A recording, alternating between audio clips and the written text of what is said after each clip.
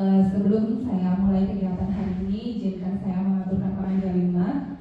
Om Swastiastu. Assalamualaikum warahmatullahi wabarakatuh. Salam sejahtera bagi kita semua. Selamat siang Bapak Ibu. Selamat siang. Apakah masih semangat siang hari ini ya? Masih semangat. Jadi hadirnya saya di sini hari ini akan menyebarkan pemahaman dan penerapan pengalaman budaya positif. Bersama saya Nima Astuti, CGP Angkatan 11 Kota Denpasar. Jadi berdirinya saya di sini bukan saya lebih hebat dari Bapak Ibu semua, namun saya di sini hanya membagikan materi yang telah saya dapatkan melalui program guru penggerak yang ada di modul 1.4 tentang budaya positif. Baik Bapak Ibu, sebelum kita mulai kegiatan hari ini, marilah kita berdoa agar apa yang kita laksanakan hari ini dapat berjalan dengan lancar. Bapak Ibu diharapkan untuk berdiri.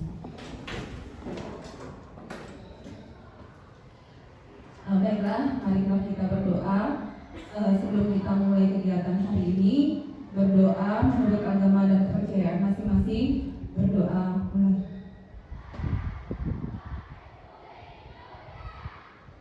Berdoa selesai. Bapak Ibu diharapkan untuk duduk kembali.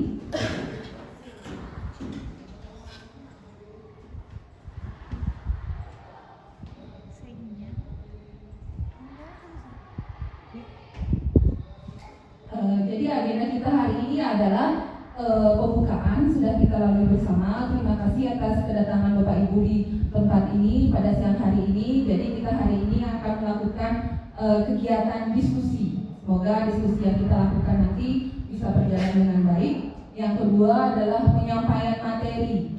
Nanti saya akan memberikan materi yang saya dapat melalui modul 1.4 tentang budaya positif. Dan yang ketiga adalah tanya jawab.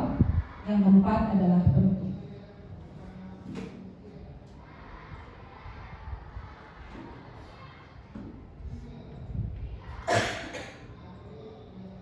Nah, tujuan kita hari ini adalah menumbuhkan budaya positif dengan kesepakatan kelas, mengembangkan nilai-nilai profil pelajar Pancasila pada diri murid dalam kegiatan pembelajaran, mengintegrasikan dan membiasakan murid untuk mengimplementasikan nilai-nilai profil pelajar Pancasila dalam kegiatan di sekolah. Jadi Bapak Ibu sudah tidak asing lagi dengan profil pelajar Pancasila. Jadi tujuan kita hari ini adalah menumbuhkan budaya-budaya positif yang ada pada diri siswa. Nah, sebelum kita mulai kegiatan hari ini, budaya positif, apa sih yang terbersit dalam benak Bapak Ibu terkait dengan budaya positif? Kira-kira budaya positif itu apa sih? Ada yang bisa memberikan pendapat tentang budaya positif? Kira-kira seperti apa? Menurut saya pribadi, budaya positif itu adalah secara keseluruhan hal-hal yang baik atau sikap dan perilaku kita terhadap orang lain, terhadap diri sendiri, terhadap Tuhan yang baik-baik itu. Yang baik-baik ya. Bapak dan Ibu yang lain ada yang mau menambahkan? Jadi menurut Bu Wayang itu adalah sesuatu yang baik yang harus kita lakukan secara terus-menerus dan secara berkelanjutan. Ya, jadi kalau kegiatan yang bisa kita lakukan secara yang baik, secara berkelanjutan itu akan menjadi sebuah karakter dalam diri siswa. Ya, itu yang nantinya akan kita pelajari.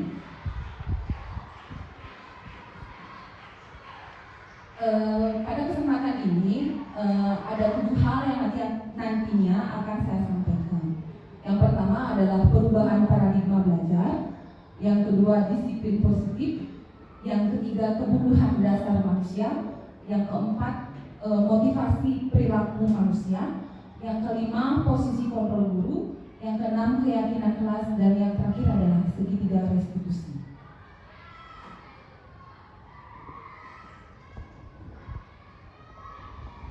Oke, sebelum kegiatan kita mulai hari ini, saya mau mengajak Bapak Ibu untuk ice breaking ya. Bapak Ibu silahkan untuk berdiri supaya nggak ngantuk ya. Ketika saya mengatakan dua-dua dohuri, Bapak Ibu jawabnya luar biasa. Ya. Dua-dua dohuri, luar biasa. Dua-dua dohuri, luar biasa. Dua-dua dohuri, luar biasa. Nah, untuk ice breaking-nya sekarang saya mau melatih konsentrasi Bapak Ibu semua karena udah di jam-jam mengantuk. Jadi tangannya diangkat semua. Ya, dua tangannya diangkat semua. Ketika saya mengatakan putar, Bapak Ibu putar tangannya. Ketika saya bilang stop, di stop. Kemudian ikuti apa yang saya bilang, bukan yang saya tunjuk. Ya, jika saya mengatakan pegang mata, silahkan pegang mata. Ngerti ya? Kita mulai dari awal. Diputar-putar, diputar-putar, stop, pegang hidung. Oke, masih bagus ya. Diputar-putar, diputar-putar, stop, pegang hidung. Oh, betul ya, konsentrasi ya. Saya mengatakan itu yang dipegang telinga. Oke, lagi sekali, diputar-putar, diputar-putar, stop, pegang mulut. Oke, masih bagus ya. Dua-dua dapuri, luar biasa. Dua-dua dapuri, luar biasa. Dua-dua dapuri, luar biasa. Oke, tepuk tangan untuk kita semua. Silakan untuk Bapak Ibu. Jadi masih konsentrasi ya. Udah jam-jam mengantuk. Jadi saya harapkan Bapak Ibu tetap semangat walaupun kita di siang hari, walaupun kita lelah, jadi tetap semangat untuk mengajar anak didik kita. Ya.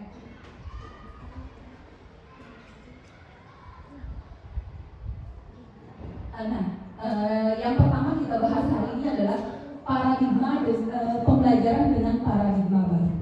Sebelum saya menuju ke pembelajaran dengan paradigma baru, Bapak Ibu tidak asing ya dengan istilah yang sebelumnya pembelajaran berpusat pada guru atau pembelajaran berpusat pada siswa. Ada yang bisa memberikan pendapat apa sih yang Bapak Ibu ketahui tentang pembelajaran yang berpusat pada guru atau pembelajaran yang berpusat pada siswa? Mesti ada yang mau disampaikan? Kira-kira? Tidak tahu, Bapak. Baik, terima kasih Bu Ari atas waktunya. Kalau pemahaman saya terkait pembelajaran yang berpusat pada guru, jadi guru itu memberikan materi sesuai dengan apa yang direncanakan dan memaksakan materi tersebut agar sampai ke peserta didik. Sedangkan untuk pembelajaran yang berpusat pada peserta didik, yaitu pembelajaran guru itu sebagai fasilitator dan memberikan mungkin seperti masalah, serta siswa itu mencari jalan keluar dari masalah tersebut, sehingga pembelajaran yang berpusat kepada peserta didik itu berorientasi pada siswa dan keaktifan siswa. Mungkin seperti itu. Terima kasih. Terima kasih Pak, ide bagus, bagus sekali ya jawabannya. Dari tadi saya dapat menyimpulkan bahwa pembelajaran yang dilakukan itu adalah pembelajaran yang berpusat kepada siswa dengan memperhatikan kebutuhan siswa. Nah, jadi pembelajaran dengan paradigma baru ini merupakan pembelajaran yang dirancang berdasarkan prinsip berdiferensiasi. Jadi Bapak Ibu sudah tentu pernah mendengar diferensiasi. Ya, jadi diferensiasi artinya kita sebagai guru menerapkan atau melakukan pembelajaran yang memperhatikan kebutuhan dari siswa tersebut sesuai dengan filosofi Ki Hajar Dewantara yang saya dapatkan di modul 1.1 bahwa pendidikan itu adalah tugas guru itu menuntun siswa mengembangkan kodrat alam dan kodrat zaman yang dimiliki sehingga nantinya akan dapat mewujudkan profil pelajar Pancasila. Jadi Bapak Ibu masih ingat dengan 6 dimensi profil pelajar Pancasila apa saja? Kira-kira apa? Oke, Pak saya Pak. Proyek penguatan P5 itu, ya salah satunya kan ada 6. Salah satunya apa? Mandiri, oke, kreatif, mandiri, gotong royong, bernalar kritis.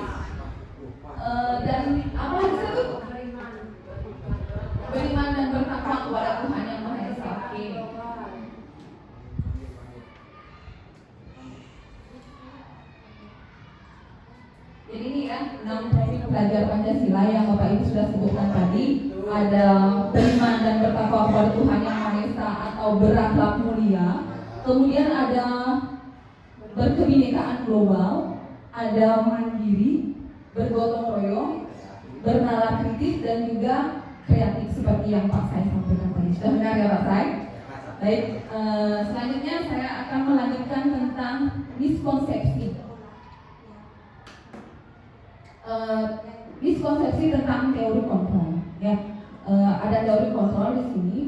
Jadi ini yang kita selama ini berpikiran bahwa ilusi guru mengontrol murid. Jadi kita berpikiran bahwa kita dapat mengontrol siswa. Misalkan kita mengubah dia menjadi, misalkan dia melakukan perbuatan yang buruk, kita melakukan menyuruh atau menganjurkan mereka untuk berbuat baik, misalnya dia mengikuti hal yang kita sarankan. Namun suatu ketika kita lengah, hal itu bisa terulang lagi. Karena apa? Kira-kira apa sih penyebabnya siswa itu bisa mengulang lagi kesalahan yang dia buat? Kira-kira kenapa? Lingkungan. Kemudian ini harus ada motivasi dari dalam diri. Ya, kalau tidak ada motivasi dari dalam diri, kita akan melakukan kesalahan-kesalahan itu lagi. Kemudian yang kedua adalah ilusi bahwa semua penguatan positif efektif dan bermanfaat. Jadi penguatan positif ini bisa berupa rayuan atau bujukan, sehingga siswa melakukan hal tersebut. Ya. Kemudian ilusi bahwa kritik dan membuat rasa bersalah mampu menguatkan karakter. Dan yang terakhir adalah ilusi bahwa orang dewasa berhak memaksa. Jadi kesannya guru itu kan dewasa, jadi kita bisa memaksa siswa, belum tentu. Ya, jadi kita tidak bisa memaksa orang lain kecuali dia memang memiliki kesadaran, ya betul sekali Gusti, memiliki kesadaran, memiliki motivasi yang dia dapat atau yang dia miliki dari dalam diri. Kemudian mengubah paradigma stimulus respon ke pendekatan teori kontrol. Sebelumnya kita mengetahui bahwa ada teori stimulus respon dan ada teori kontrol. Nah, ini adalah perbedaannya stimulus respon dan teori kontrol. Yang pertama adalah realitas atau kebutuhan kita sama, sedangkan di teori kontrol realitas atau kebutuhan kita berbeda. Yang kedua, semua orang melihat hal yang sama dalam stimulus respon. Di teori kontrol, setiap orang memiliki gambaran yang berbeda. Jadi setiap anak itu memiliki pandangan yang berbeda. Kemudian yang ketiga, kita mencoba mengubah orang agar berpandangan sama dengan kita. Namun dalam teori kontrol, kita berusaha memahami pendapat orang lain tentang dunia. Yang keempat, perilaku buruk dilihat sebagai suatu kesalahan. Dan teori kontrolnya, semua perilaku memiliki tujuan. Yang kelima, orang lain bisa mengontrol saya. Teori kontrolnya hanya ada Anda yang bisa mengontrol diri Anda. Jadi hanya kita yang bisa mengontrol diri kita. Orang lain itu tidak bisa mengontrol diri kita. Kemudian saya bisa mengontrol orang lain. Dan sudah yang nomor 2. Pemaksaan ada pada saat bujukan gagal. Kolaborasi dan konsensus menciptakan pilihan-pilihan baru pada teori kontrol. Dan yang terakhir adalah stimulus respon, model berpikir menang kalah, sedangkan teori kontrol, model berpikir menang. Jadi ini adalah perbandingan dua dari teori stimulus respon dan teori kontrol.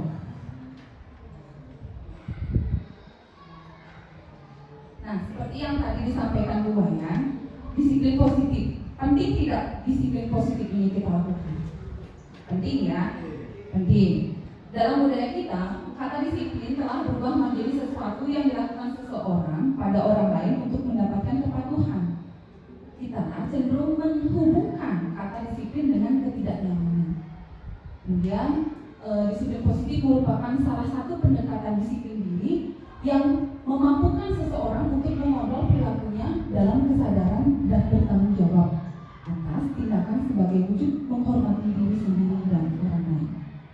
Nah, tugas kita sebagai pendidik di sini seperti yang saya sampaikan tadi adalah menuntut murid untuk memiliki disiplin diri sehingga mereka bisa berperilaku yang mengacu pada nilai-nilai kebajikan universal dan memiliki motivasi motivasi yang berasal dari dalam diri, bukan memiliki motivasi dari luar diri. Ya, jadi motivasi intrinsik yang ada dalam diri sangat penting dalam diri siswa.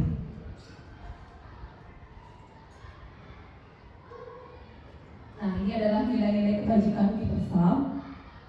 Nilai-nilai kebajikan universal ini adalah sifat-sifat positif manusia yang merupakan tujuan mulia yang ingin dicapai setiap individu.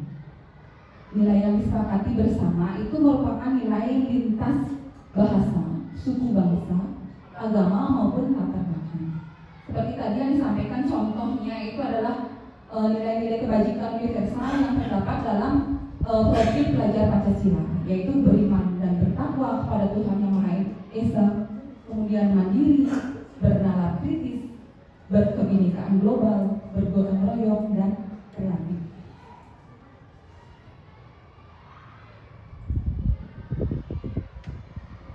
Nah, sebagai manusia kita memiliki kebutuhan dasar. Apa sih kebutuhan dasar kita? Kebutuhan dasar manusia adalah segala sesuatu yang kita lakukan untuk mendapatkan apa yang kita lakukan memiliki tujuan tertentu, dan semua usaha terbaik yang kita lakukan adalah dalam rangka agar kebutuhan dasar kita terpenuhi dengan baik. Ya, jadi ada 5 kebutuhan dasar. Di sini saya akan menyampaikan ada 5 kebutuhan dasar manusia.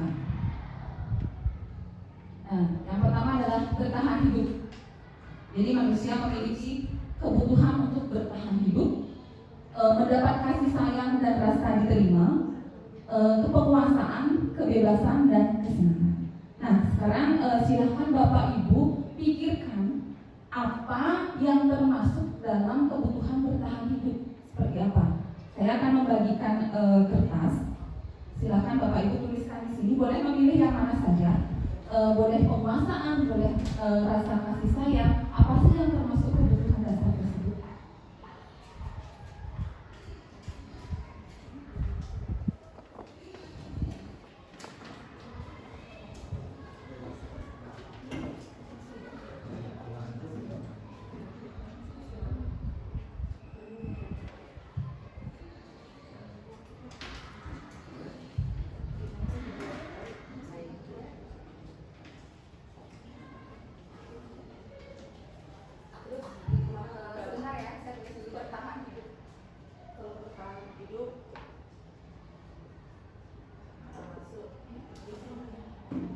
Silahkan ditempel di sini ya. Apa sih yang termasuk bertahan hidup? Kemudian kasih sayang.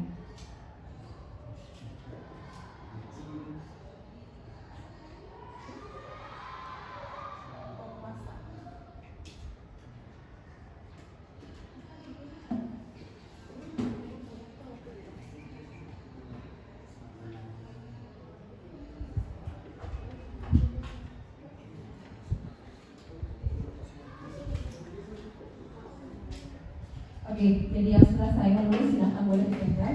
Bagaimana saya menurut Bapak Ibu bertahan hidup misalkan apa? Kasih sayang itu yang seperti apa? Kesenangan itu seperti apa? Oke, ini ada kesenangan hiburan.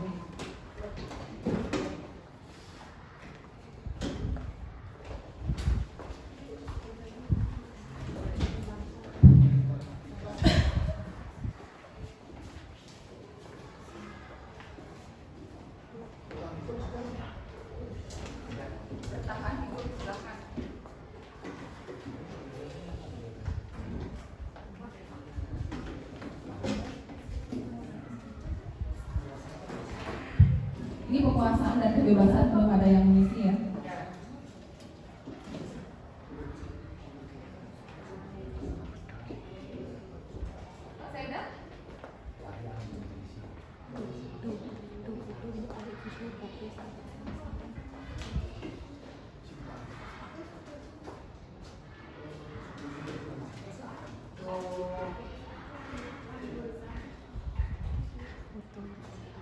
Penguasaan.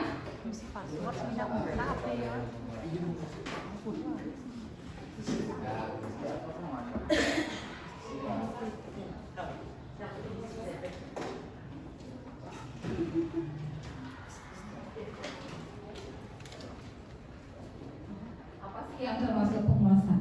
Oke, baik, ada lagi? Sudah ya? Jadi yang termasuk bertahan hidup adalah makan, minum, rumah, tempat tinggal, ya, pakaian, sandang, papan, pangan. Oke. Kemudian kasih sayang yang dimaksud di sini adalah dihargai. Ya, kita sebagai manusia ingin dihargai oleh orang lain. Kemudian penguasaan ini menjadi pemimpin, uang yang berkuasa, gitu ya maksudnya ya.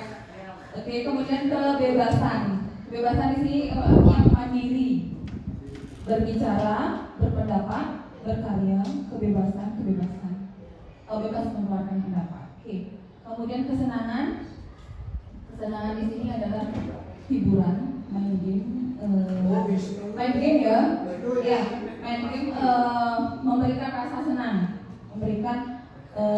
kita bisa tertawa, ya. Jadi kesenangan itu kita bisa tertawa, bisa menjernihkan pikiran ya. Kalau kita mau main game bisa jadi hatinya menjadi senang seperti itu. Kemudian hiburan, tertawa, bermain.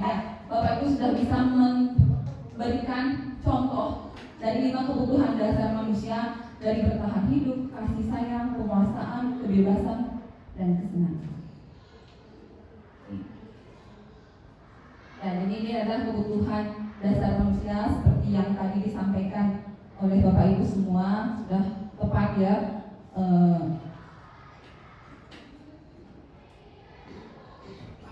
Nah, ini adalah saya melakukan pembelajaran di kelas terkait dengan kebutuhan dasar manusia.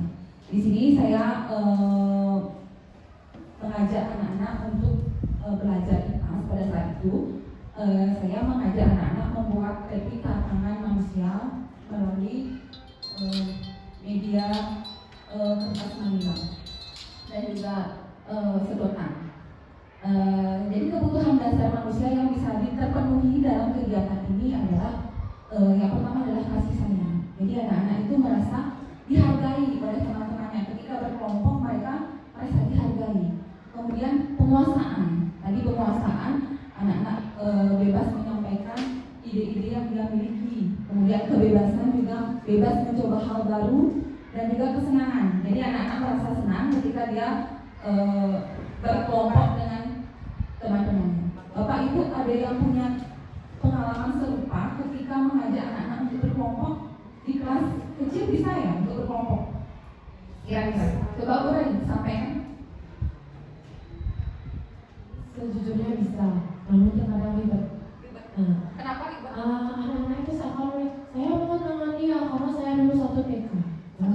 Iya, untuk menghilangkan itu yang susah. Nah, setelah berkelompok misalnya, kadang-kadang dia tidak suka dengan teman kelompoknya, kamu kerjakan, menurut terakhir nangis. Berujung dengan menangis. Oke. Ya, jadi kalau di kelas kecil bisa saja, namun ada kendala-kendala. Saya saja di kelas 6 ini masih ada kendala juga. Ini adalah refleksi yang saya lakukan di kelas 6. Jadi masih ada kelompok yang tidak membawa alat dan bahan. Ya, jadi dalam satu kelompok itu barangnya tidak lengkap, sehingga pengerjaan tugas menjadi terlambat dari kelompok lain. Jadi kalau satu orang nggak membawa bahan atau barang yang diperlukan, otomatis kerjaan akan menjadi tertunda dan menjadi lambat. Jadi saya mencari solusi dari permasalahan tersebut, mengingatkan kembali alat dan bahan apa saja yang akan dibawa melalui WA Group. Ini adalah tanggapan siswa. Halo, selamat siang. Nama saya Radit dari kelas 6B. Saat saya belajar IPA, saya sangat senang karena bisa menjaga tugas secara berkelompok. Dan saya sangat senang karena bisa berkreasi dengan teman-teman yang lain. Oke, tadi itu adalah 5 kebutuhan dasar manusia. Saya lanjutkan dengan motivasi perilaku manusia. Ya, seperti yang tadi saya sampaikan, ada motivasi intrinsik yang berasal dari dalam diri siswa atau dari dalam diri kita, dan juga ada motivasi ekstrinsik, yaitu untuk menghindari ketidaknyamanan atau hukuman dan untuk menjadi orang yang mereka inginkan dan menghargai diri sendiri dengan nilai-nilai yang mereka percaya. Jadi itu adalah motivasi intrinsik dan motivasi ekstrinsik. Dalam motivasi perilaku manusia ini ada 3 hal yang Bapak Ibu mungkin tidak asing ya, dengan hukuman dan konsekuensi. Hukuman dan konsekuensi mungkin tidak asing bagi Bapak Ibu, sedangkan restitusi bagi Bapak Ibu yang sudah pernah mengakses PNM itu bagian asesmen disiplin positif ya, betul. Disiplin positif sudah dijelaskan juga tentang restitusi di sini. Nah, jadi perbedaan hukuman dan konsekuensi di sini adalah hukuman itu sifatnya tidak terencana, sedangkan konsekuensi itu terencana. Misalkan ada siswa yang terlambat, dia disuruh lari keliling lapangan. Itu termasuk apa? Hukuman. Dan ketika Pak Wisnu kan mengajar olahraga ya. Ketika Pak Wisnu mengajar olahraga, misalkan dia disuruh lari 10 kali karena tidak membawa tidak membawa bola pada saat olahraga. Itu termasuk hukuman atau konsekuensi? Ya, hukuman. Fisik ya. Oke. Jadi konsekuensi itu perbedaannya dengan hukuman adalah kalau hukuman itu tidak terencana, kalau konsekuensi itu terencana. Misalkan dia menjatuhkan air di kelas, itu termasuk menjatuhkan air, kemudian dia mengambil alat pel, dilap, itu termasuk konsekuensi ya. Jadi dia menyelesaikan tugas yang dia seharusnya dikerjakan, jadi dia memiliki tanggung jawab di sana. Dan restitusi adalah proses menciptakan kondisi bagi murid untuk memperbaiki kesalahan dan proses kolaboratif yang mengajarkan murid untuk mencari solusi. Jadi di restitusi ini lebih ditekankan mencari jalan keluar, mencari solusi dari permasalahan yang dihadapi, bukan dihukum seperti itu ya. Nah, di sini saya memiliki sebuah kasus panjang sekali kalau dibaca ya. Bapak Ibu yang di sebelah utara kelihatan tidak? Di sini Bu Anas, guru kelas 2. Bapak Ibu ada yang menjadi kelas 2? Ada, Bu Putu ya. Dia mendapatkan masalah. Murid-muridnya tidak bisa tertib berdiri antri di depan pintu kelas dan selalu berebutan masuk ke dalam kelas setelah jam istirahat selesai. Kemudian tentunya ini sangat mengganggu proses pembelajaran di mana kelas tidak dapat mulai tepat waktu karena Bu Anas itu sibuk menenangkan murid-muridnya. Sama seperti Bu Putu misalkan jam istirahat, anak-anak itu kan berebutan masuk kelas.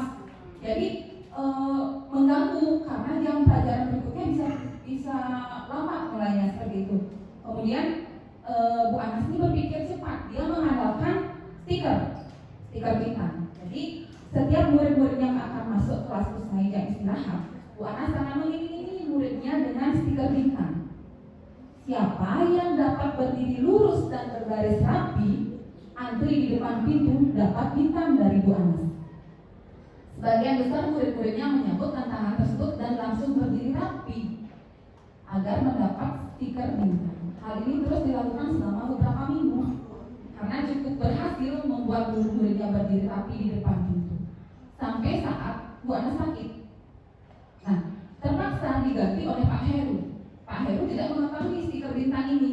Dan benar saja, pada saat mau masuk kelas yang usai, murid-murid kelas 2 kembali berebutan masuk kelas. Apa yang terjadi dan mengapa? Misalkan ini Bu Putu kan ajar kelas 2. Muridnya itu kan ramai sekali, nggak bisa dia masuk secara tertib. Jadi diberikanlah stiker bintang. Nah, ketika hal itu cukup efektif, muridnya itu rapi barisnya masuk kelasnya. Kemudian digantikan oleh guru lain ketika gurunya misalkan sakit, digantikan oleh guru lain. Tapi hal itu tidak efektif karena bapaknya itu tidak tahu kalau harus menggunakan stiker. Kira-kira kenapa bisa seperti itu? Mengapa?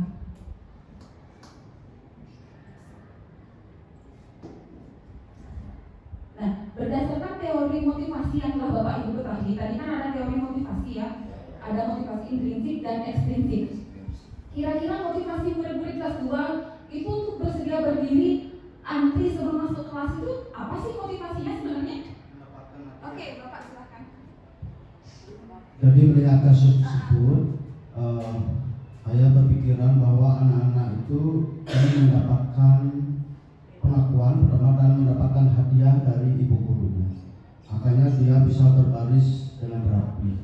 Ketika ada guru lain pengganti ibu guru tersebut karena tidak menerapkan sama seperti ibu guru tersebut, dan perilaku anak-anak itu berubah, tidak seperti awal ketika mendapatkan hadiah. Terima kasih Pak Ide bagus. Jadi motivasinya itu adalah motivasi yang berupa ingin mendapat hadiah, ingin mendapat penghargaan, ingin mendapat reward. Seperti itu. So, yang lain sama ya? Oke, baik. Kalau sesuai dengan teori motivasi, sepertinya menggunakan motivasi dari luar. Motivasi yang karena diiming-imingi. Nah, kalau kita berbaris akan diberikan stiker. Ada stimulus, ada respon. Kalau tidak diberikan stiker, berarti tidak direspon oleh siswa. Makanya ketika PR mengajar, kelas kembali berantakan karena tidak adanya stimulus sehingga responnya tidak positif. Baik. Terima kasih Bu Rai. Jadi seperti itu ya. Jadi anak-anak mendapatkan motivasi dari luar yang bisa membuat dia menjadi lebih rapi jika masuk ke dalam kelas. Nah, kira-kira adakah cara lain agar murid kelas 2 bersedia antri di depan kelas tanpa diberi penghargaan stiker bintang? Kira-kira kalau ada masalah seperti ini, penyelesaiannya seperti apa? Biar tidak mengandalkan stiker bintang saja. Seperti apa misalkan? Oke, fisik Pak. Menurut saya dengan cara menanamkan kedisiplinan, karena ya setiap hari kita menanamkan otomatis Kebiasaan ya. Kebiasaan. Pasti anak-anak itu akan mengikuti apa yang namanya, apalagi itu instruksi dari gurunya ya, pasti dia akan melaksanakan ya. Pendekatan juga. Jadi dapat saya sampaikan, jadi hal yang dapat dilakukan ketika melihat hal ini terjadi, yang bisa dilakukan adalah melakukan pembiasaan, kedisiplinan, dan pendampingan. Ya, pendampingan tentunya kita harus mendampingi anak-anak ketika dia masuk kelas. Kalau kita sudah mengarahkan mendampingi, otomatis mereka akan bisa terbiasa. Ya, seperti itu nanti harapan kita semua agar anak-anak bisa menjadi lebih disiplin lagi. Oke, untuk selanjutnya saya ke 5 posisi kontrol guru. Jadi guru itu memiliki 5 posisi kontrol. Yang pertama adalah posisi penghukum, yang kedua pemantau, yang ketiga teman, yang keempat manajer, dan pembuat merasa bersalah. Jadi ini adalah 5 posisi kontrol guru.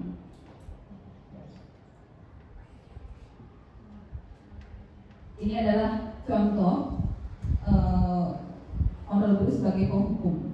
Hormat bendera selama 1 jam. Misalkan ya, hormat bendera selama 1 jam. Apakah Bapak Ibu pernah melakukan hal seperti ini? Pak Wisnu ya, Pak Wisnu kalau di olahraga, anak-anak ada yang melakukan sesuatu yang tidak sesuai dengan keinginan Pak Wisnu, biasanya diapakan? Duduk? Diberi hadiah jongkok bangun. Hadiah? Biasanya diberi hadiah jongkok bangun 10 kali. Hadiahnya jongkok bangun. Apakah itu termasuk hadiah ya? Bukan. Termasuk apa Bu Ivi? Hukuman. Jadi pernah Pak Wisnu melakukan hukuman keliling lapangan 10 kali kepada adik-anak didiknya? Tidak, kalau 10 kali kasihan juga anaknya. Paling 1 kali atau 2 kali di lapangan.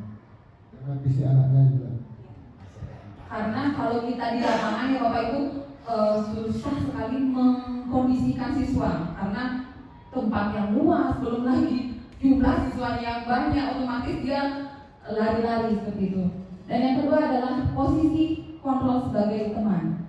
Ya, di sini sebagai teman, saya merasakan di kelas 6 atau Bu Ayu yang ngajar di kelas 6 juga ya, merasakan bagaimana kita sebagai teman mereka sering diajak curhat, sering diajak ngobrol sebagai teman gitu. Tapi itu pada saat yang istirahat dan tidak juga mereka bisa sesantai mereka sama teman-temannya, tetapi tetap juga menghargai kita sebagai guru. Ini contoh kalimat ya, ayo dong ikuti aturan sekolah, tolong bantu ibu guru ya kali ini. Bisa diceritakan Bu Ayu sedikit tentang pengalaman mengajar di kelas besar sebagai teman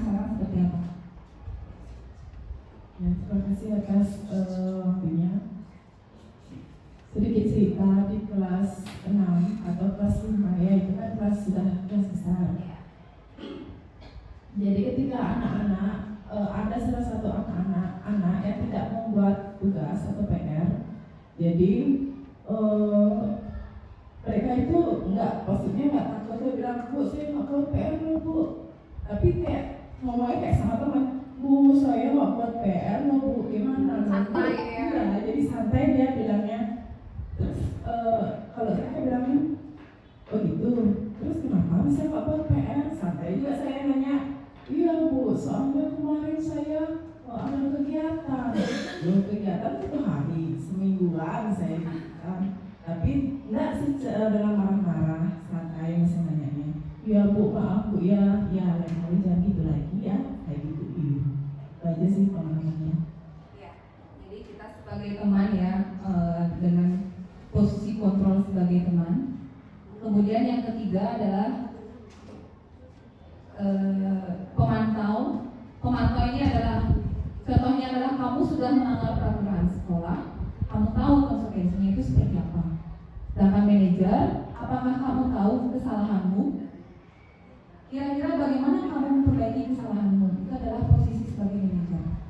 Dan pembuat merasa bersalah.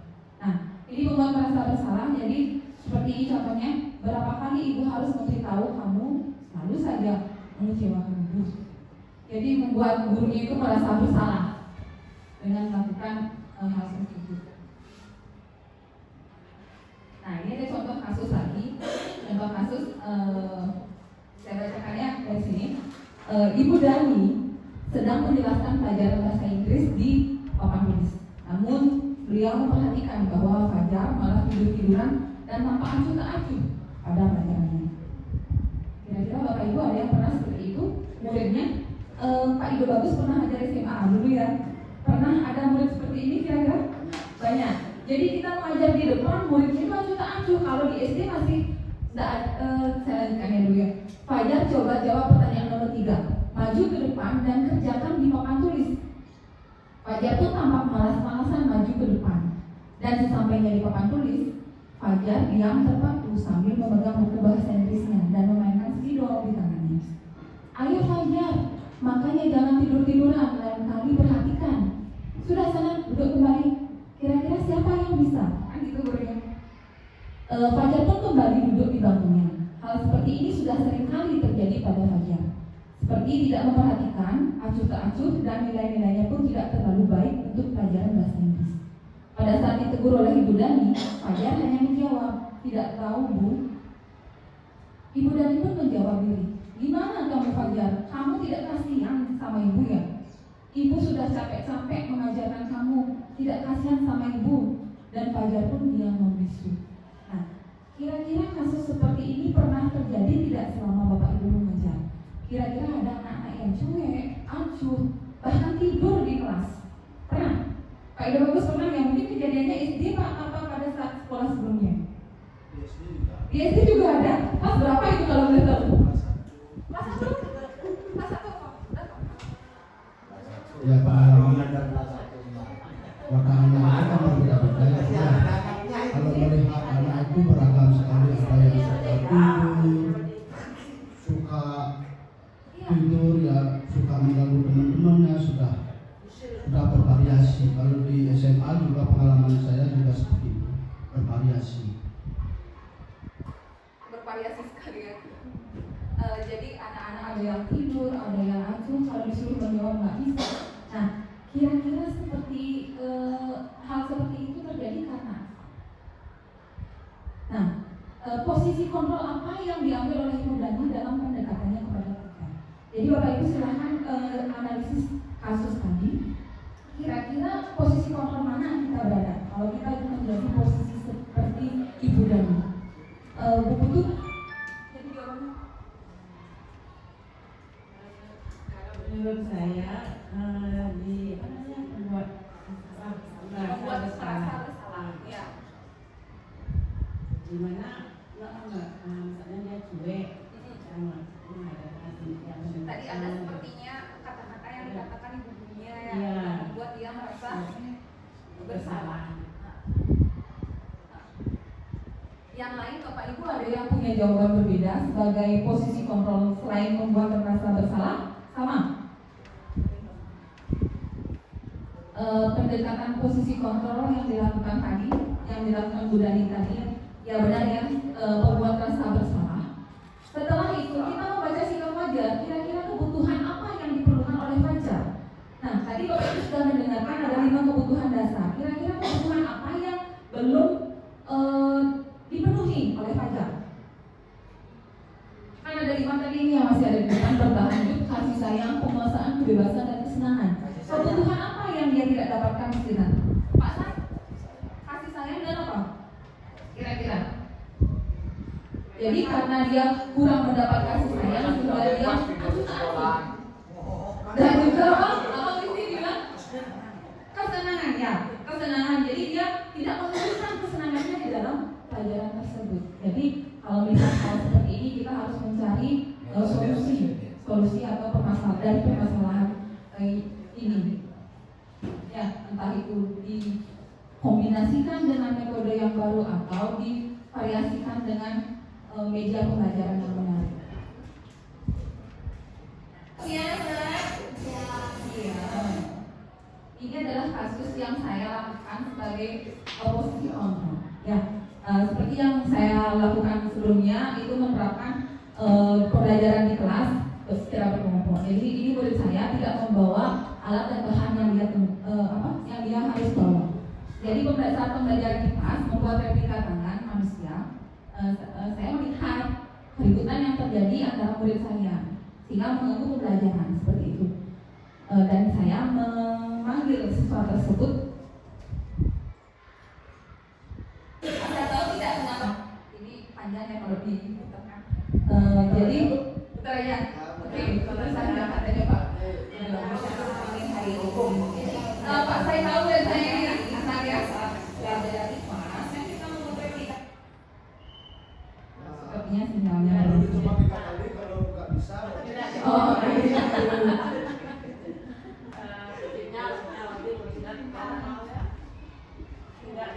Oh, ini tidak. Nanti saya kirimkan ya filenya. Ya. Nah tadi saat belajar di kelas, kita membuat replika tangan manusia. Kita membuat kegiatan praktik, membuat replika tangan. Guru lihat, sama murid, lalu hibur. Apa sih yang kalian hiburkan?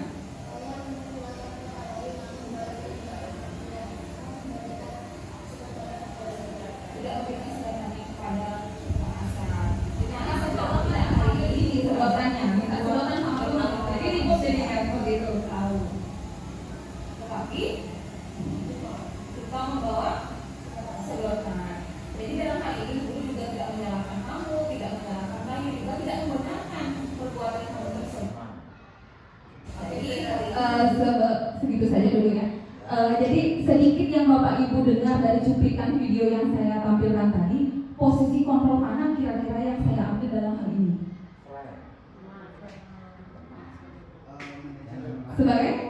Sebagai manajer ya.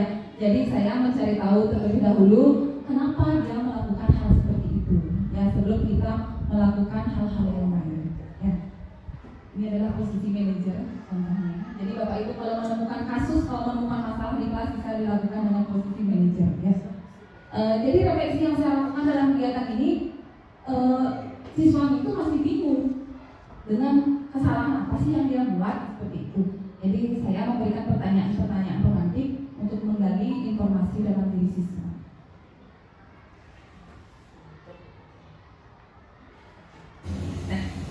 Selamat siang, perkenalkan saya dari kelas 6B. Hari ini saya mendapatkan pelajaran berharga dari guru hari, yaitu saya harus menghargai orang lain dan bertanggung jawab terhadap tugas yang diberikan diri kami. Hasil dari guru hari sangat bermanfaat bagi saya dan saya akan berusaha untuk Bukannya seperti menyesal sekali kesalahan itu. Jadi itu Bapak Ibu respon dari siswa, dia merasakan menyesal ketika dia melakukan kesalahan, melakukan tindakan yang menyebabkan terganggunya pembelajaran di kelas. Nah, selanjutnya dengan yang selanjutnya yaitu adalah keyakinan kelas. Ya, Bapak Ibu pasti tidak asing lagi dengan keyakinan kelas. kelas. Mengapa keyakinan kelas? Mengapa bukan peraturan kelas? Ya, jadi apa sih beda keyakinan dan peraturan kelas? Apa sih beda keyakinan kelas dan peraturan kelas? Kira-kira apa sih bedanya? Oke, Bu Bayang. Ya, menurut saya keyakinan kelas artinya kesepakatan yang kita sepakati bersama teman-teman dan guru. Kalau peraturan itu artinya wajib harus ditaati, itu menurut saya. Jadi keyakinan kelas itu yang kita sepakati bersama. Kalau peraturan adalah hal-hal yang harus baku ya, tertulis seperti ada sanksinya. Kemudian, nah niat keyakinan adalah guru berperan dalam mewujudkan terbentuknya keyakinan kelas dengan adanya kesepakatan antara guru dan murid. Keyakinan kelas juga berupa pernyataan yang mudah diingat, dipahami dan harus diterapkan di kelas.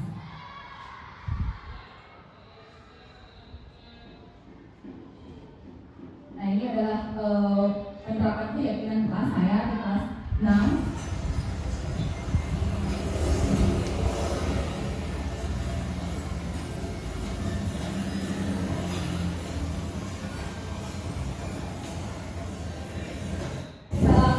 Selamat pagi anak-anak.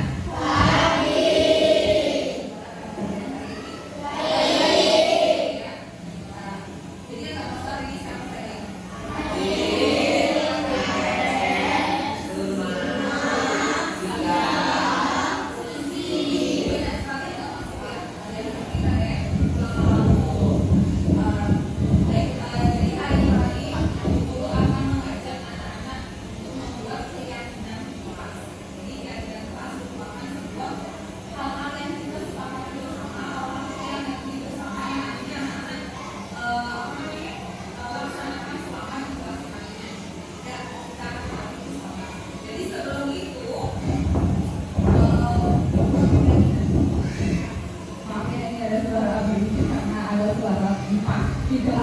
Jadi kedengaran.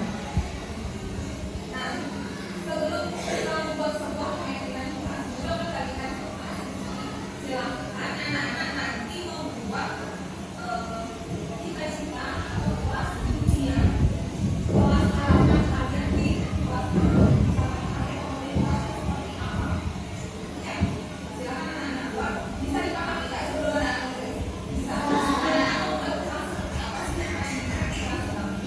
Ya, silakan anak-anak tulis ini boleh atau boleh ya, itu balik kelas aja ya, karena lumayan lama videonya. Jadi dalam menyusun keyakinan kelas di sini, jadi Bapak Ibu sebelumnya di kelas masing-masing sudah memiliki keyakinan kelas. Kira-kira Bapak Ibu yang mengajar di kelas sudah memiliki keyakinan kelas? Ada yang sudah, ada yang belum. Jadi bisa dibuat dari sekarang keyakinan kelas. Kita bisa memberikan pertanyaan kepada siswa atau menuliskan di sebuah kertas tentang kelas apa yang dia harapkan. Kelas seperti apa yang ingin dia wujudkan di dalam 1 tahun di kelas tersebut. Setelah anak-anak membuat keyakinan kelas harapan tersebut, anak-anak bisa mengubah, Bapak Ibu bisa mengubah kalimat tersebut menjadi kalimat positif.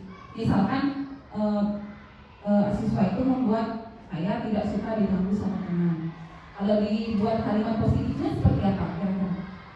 Saya tidak suka diganggu sama teman. Gitu, misalkan dia menulis harapan dia di kelas itu, kalau diubah menjadi kalimat positif menjadi apa? Saya tidak suka diganggu. Artinya saling, saling menghargai ya, bisa diubah seperti itu kalimatnya.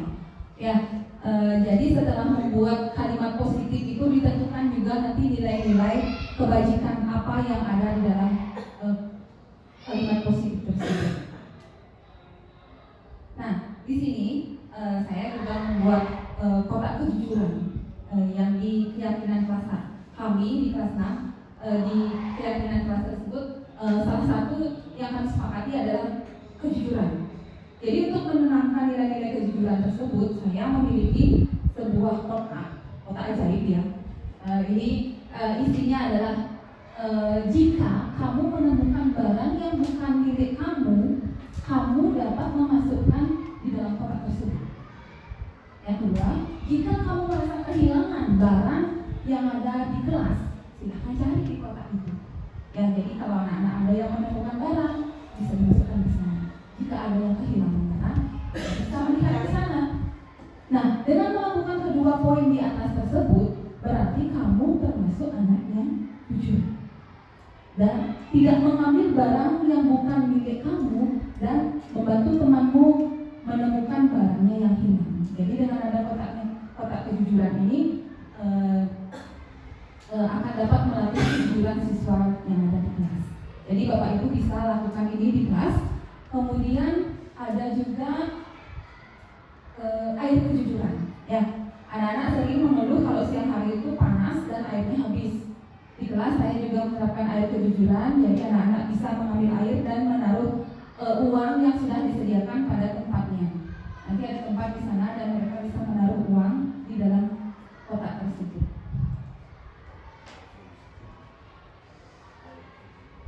Ya, air kejujuran. Jadi refleksi yang saya dapatkan dari kegiatan itu adalah ada beberapa siswa yang suka berkata kasar. Masih ada siswa yang suka berkata kasar secara tidak langsung, mungkin dipengaruhi oleh bermain game. Ya, bermain game itu sering dia mengatakan kata-kata kasar. Susah sekali mengubah hal itu. Dan ada juga siswa yang lupa naruh uang ketika ambil air. Airnya aja diambil terus uangnya lupa ditaruh. Saya tanya, uangnya itu habis katanya. Jadi solusinya saya mengingatkan kembali tentang keyakinan kelas yang sudah dibuat serta menunjukkan kembali keyakinan kelas yang sudah ditempel di dinding kelas. Gimana Bapak Ibu, masih semangat? Asik. Dua Puri? Luar biasa. Dua Puri? Luar biasa. Oke, masih semangat. Jamnya sudah jam mengantuk. Nah, ini tanggapan Bapak. Saya senang ada kejujuran di kelas karena saya termudah mengungkapkan saya bilang terima kasih guru dan teman-teman.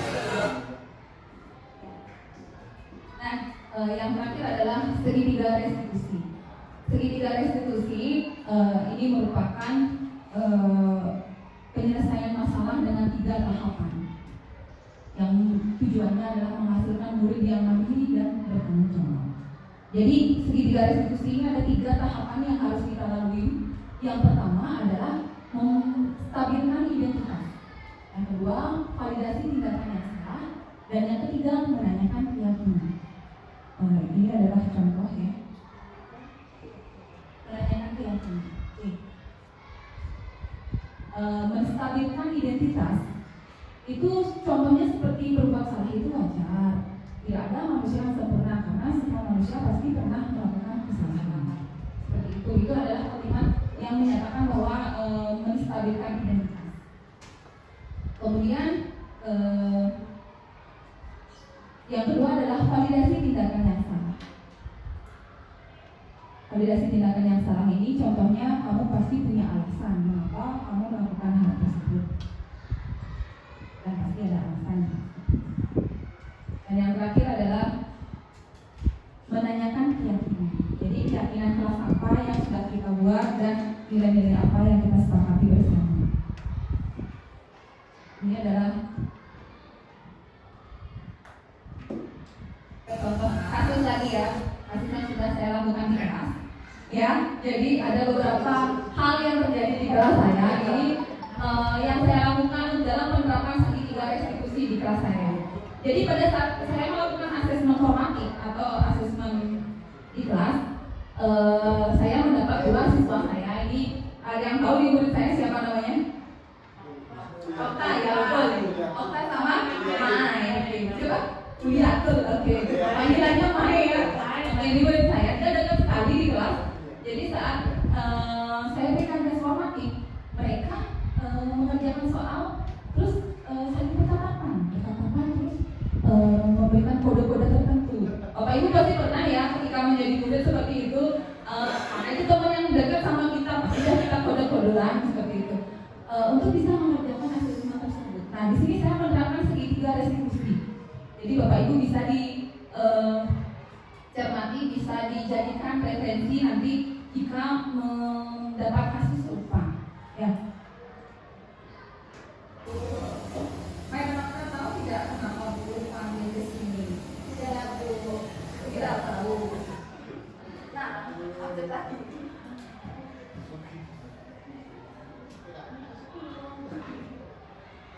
ya dipakai.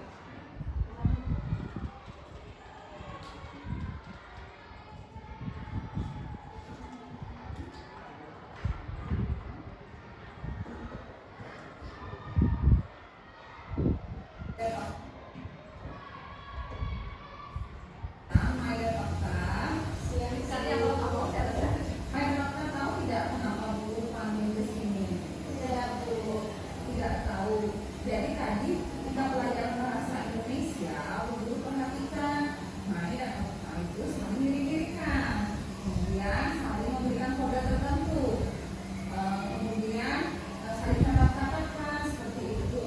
Kemudian nanti guru perhatikan kalian memberikan sebuah tanda tertentu ketika guru memberikan respon afirmatif.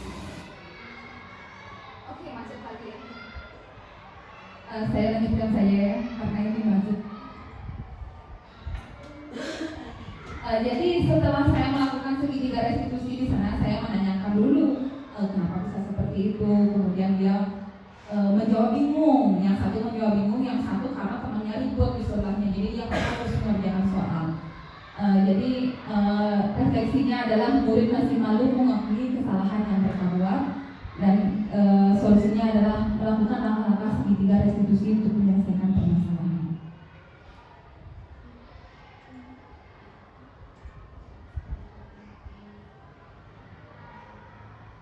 Ini adalah tanggapan dari mereka setelah melakukan kegiatan segitiga restitusi. Saya Mai dan Okta. Kita dari kelas 6B. Saya sangat senang karena saya bisa menyelesaikan masalah saya. Saya berterima kasih kepada Bu Guru Ali karena saya sudah mengetahui kesalahan saya dan rumah saya. Dan saya berjanji tidak akan kembali mengulangi kesalahan saya. Terima kasih Bu Guru Ali.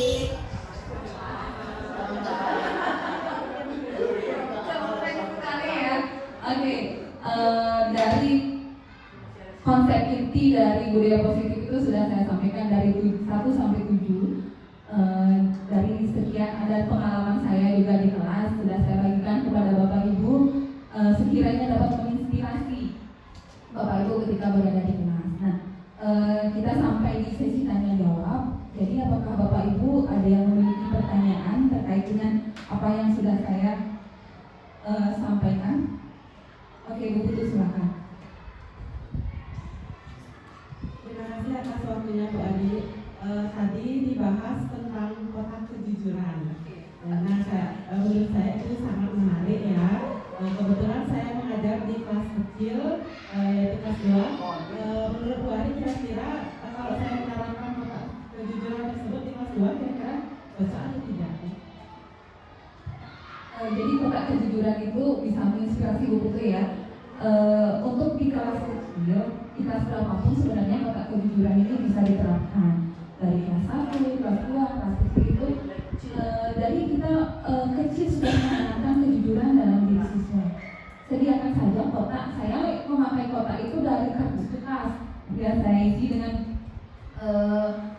kertas kado seperti itu. Jadi barang-barang siswa itu, Bu Guru ini punya siapa? Nggak ada lagi yang seperti itu, ditaruh aja di sana, biasanya diambil seperti itu.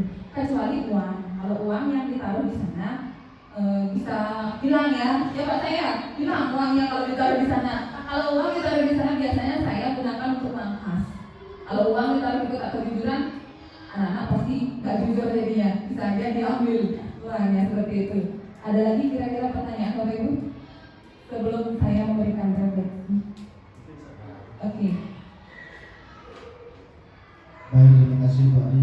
Mungkin di sini saya mau menanyakan terkait tentang keyakinan kelas.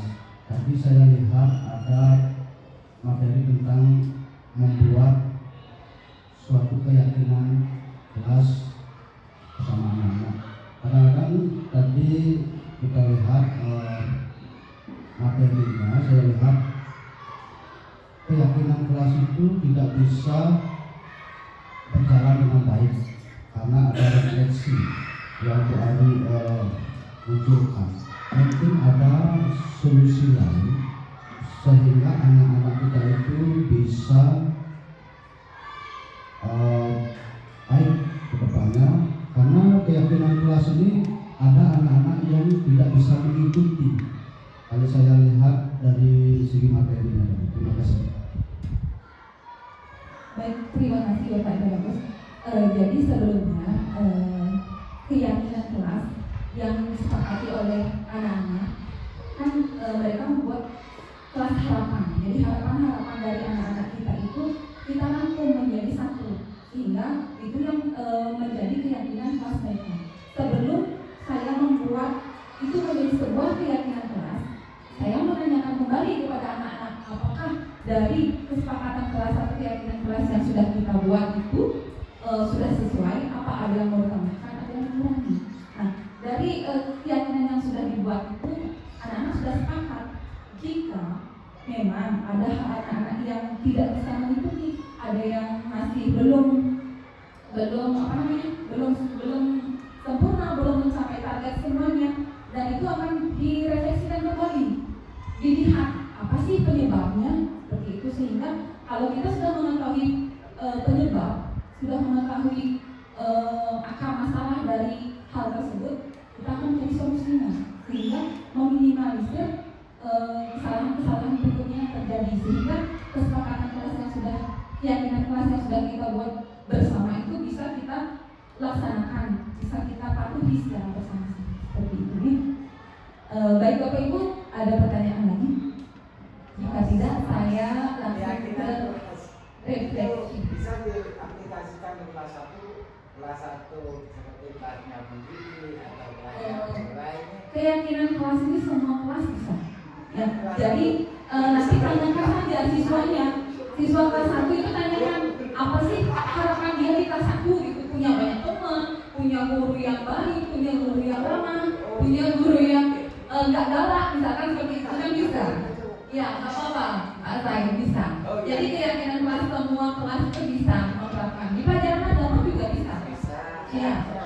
Misalkan apa Pak Said terapkan di pertama anak-anak itu misalkan berdoa atau datang tepat waktu, misalkan pelajaran agama datang tepat waktu, termasuk gurunya juga datang tepat waktu. Ya.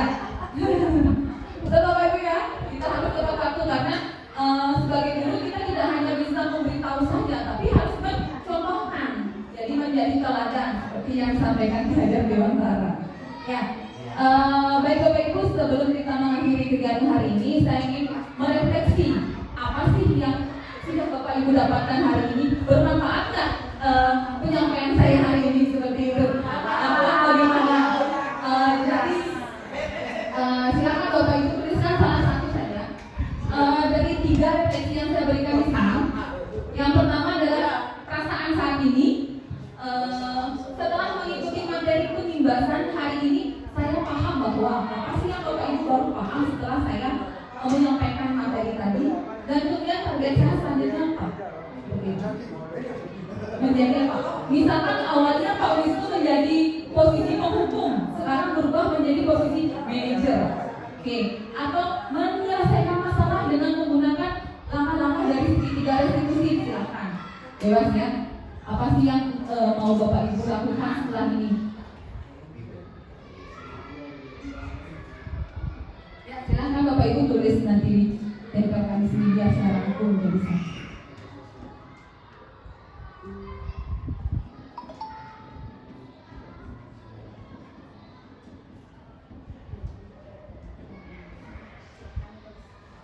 Sudah selesai boleh ditempel. Silakan Pak Sai.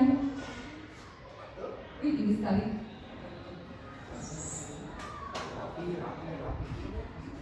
Silakan.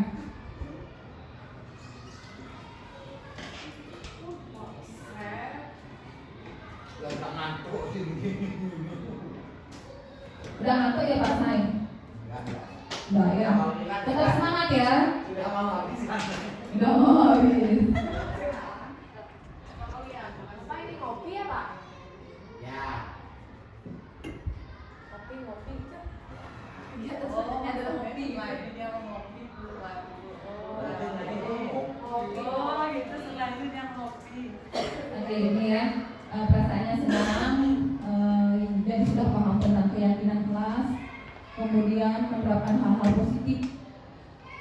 Ya, dengan menerapkan hal-hal positif, maka kita akan membawa pengaruh-pengaruh positif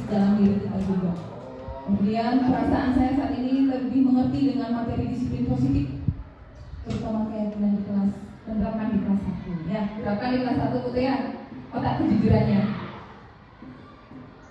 Yang lain sudah semua ya?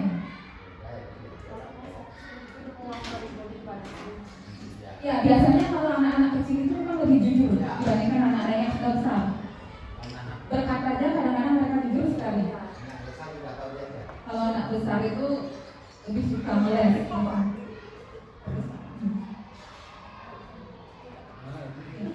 Kontrol dulu 5, posisi kontrol ya. Tenang, masih jadi paham bahwa posisi saya saat ini masih campur-campur. Belum berfokus dengan manajer. Target selanjutnya berfokus dengan manajer. Target selanjutnya adalah menerapkan disiplin positif di kelas. Dan semua Bapak Ibu? Oh, Bapak Ibu bagus belum lagi sekali. Ada panjang ini banyak.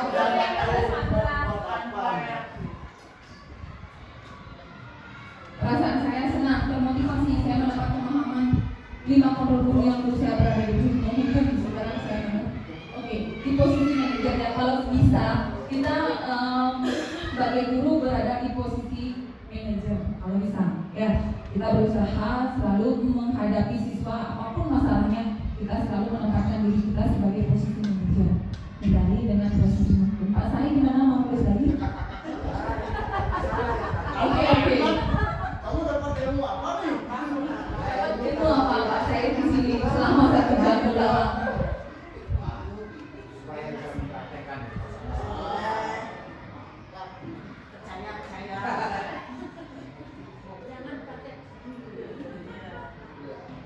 Gimana Pak saya? Udah?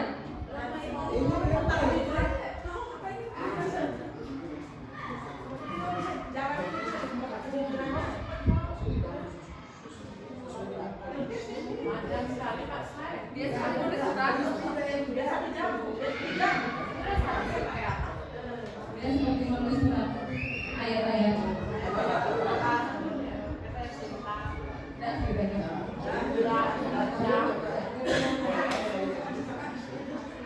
Ya, jadi Pak saya merasa senang hari ini bisa mempraktekkan Di kelas-kelas yang di kelas yang saya ampu, di kelas yang Bapak ajari ya. Semoga hari ini bisa memberikan inspirasi bagi kita semua, inspirasi baru ya. Jadi sebelum kegiatan hari ini tutup, dapat saya simpulkan bahwa penerapan program disiplin positif ini sangat penting, yang hendaknya guru memiliki standar kepribadian profesional sosial yang baik, di mana guru mampu merefleksi dirinya dalam posisi kontrol saat ini, bagaimana perjalanan dirinya sebagai among atau sebagai manajer yang menuntut murid-muridnya menjadi insan yang mandiri, merdeka, dan bertanggung jawab. Jadi semoga dengan adanya kesempatan ini, diseminasi hari ini bisa menginspirasi, bisa memberikan pemahaman baru bagi Bapak Ibu dalam menerapkan budaya positif yang ada di kelas. Baiklah, demikian yang dapat saya sampaikan pada hari ini. Mohon maaf jika ada salah